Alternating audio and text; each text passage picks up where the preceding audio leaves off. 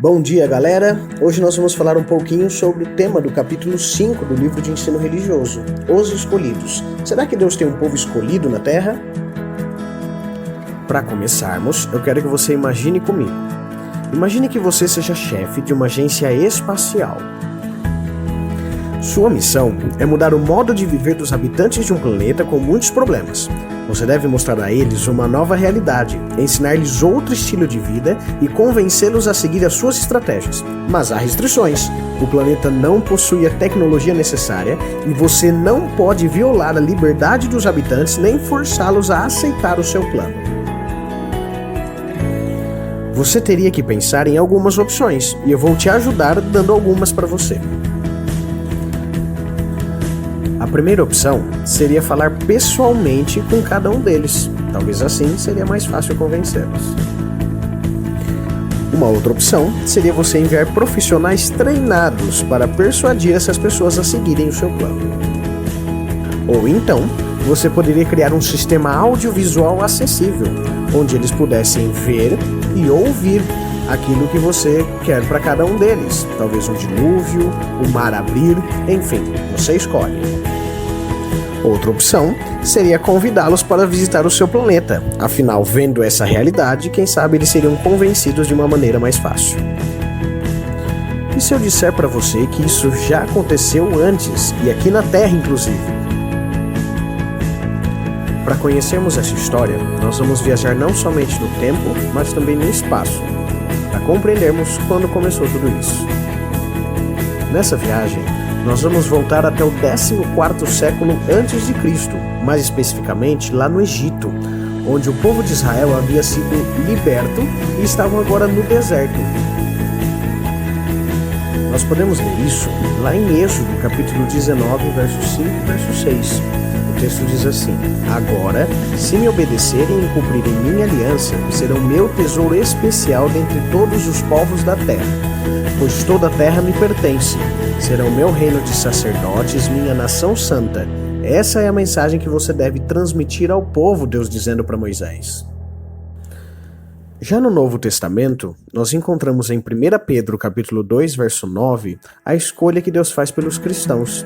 O texto diz assim: Vocês, porém, são povo escolhido, reino de sacerdotes, nação santa, propriedade exclusiva de Deus. Assim, vocês podem mostrar às pessoas como é admirável aquele que os chamou das trevas para sua maravilhosa luz. Quando paramos para refletir sobre estas escolhas, nos vem à mente alguns questionamentos. Primeiro, mas Deus não ama a todos? Quer dizer que nem todos fazem parte do povo de Deus? O que acontece com aqueles que não pertencem a este grupo? Estes são questionamentos que a própria Bíblia nos ajuda a compreender a resposta. Devemos levar em consideração que após o mundo ter sido infectado pelo pecado, o diabo se esforçaria para apagar as verdades divinas do mundo. Por isso, o Senhor precisaria escolher alguém para confiar a sua mensagem e transmitir às outras pessoas. Ele poderia ter designado essa tarefa aos anjos, mas preferiu usar seres humanos, que, embora falhos, haviam sido criados à sua imagem e semelhança.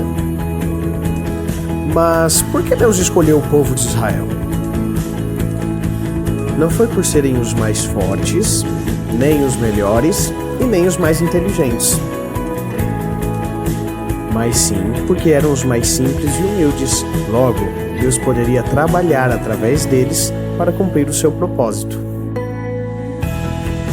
No entanto, nós precisamos entender o seguinte: a nação escolhida deveria ser tão inteligente, saudável, bem-sucedida, que chamasse a atenção dos outros povos do planeta. O objetivo do Senhor era que a partir do povo de Israel, as outras pessoas pudessem despertar o desejo de conhecer a Deus cada vez mais. Mas tudo isso começou com o chamado que Deus fez a Abraão. Essa história está lá no livro de Gênesis, no capítulo 12, verso 1 e verso 2. Diz assim: O Senhor tinha dito a Abrão: Deixe a sua terra natal, seus parentes e a família de seu pai, e vá à terra que eu lhe mostrarei. Farei de você uma grande nação, o abençoarei e o tornarei famoso, e você será uma bênção para os outros. Para resumir a história, Deus chega para Abraão e pede para ele arrumar as malas, porque ele ia uma viagem, não uma viagem de férias, mas uma viagem para uma terra que depois pertenceria a ele. Deus também promete a Abraão que ele teria muitos filhos e filhas, no sentido de descendentes, e que esses descendentes seriam como a areia do mar ou como as estrelas do céu. Abraão tem um filho com o nome de Isaque. Isaque, por sua vez, tem um filho chamado Jacó. Jacó tem 12 filhos, e esses 12 filhos são os que posteriormente se tornariam as 12 tribos de Israel. Cerca de 400 anos depois, aquele pequeno grupo de 70 pessoas que haviam chegado ao Egito se multiplicaram. As 12 tribos de Israel já podiam contar com cerca de quase 2 milhões de pessoas. Mas durante esses 400 anos, o povo de Israel foi escravizado pelos egípcios, e agora que tiveram que trabalhar contra sua vontade, servindo ao faraó. O livro de Êxodo cita Moisés e as 10 pragas que Deus enviou ao Egito para que o faraó libertasse o seu povo. Livre dos egípcios, os israelitas caminharam durante 40 anos no deserto, e ao fim desse período, dominaram a terra da promessa. Tiveram juízes, reis e também profetas.